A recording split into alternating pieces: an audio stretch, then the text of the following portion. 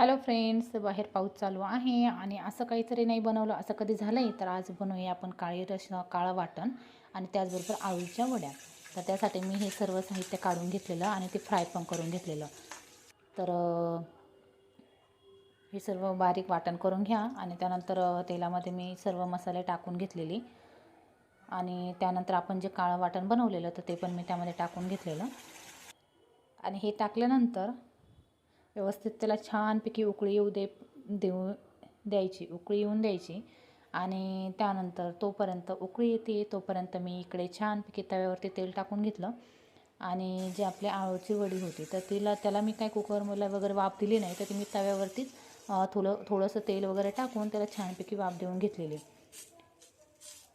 खूप छान लागते आणि नक्की ट्राय करा, कारण पाऊस म्हटल्यानंतर असं काहीतरी गरमागरम खाण्याची नक्कीच इच्छा होत असते. तर चला फ्रेंड्स, भेटूया नेक्स्ट व्हिडिओमध्ये. Bye bye.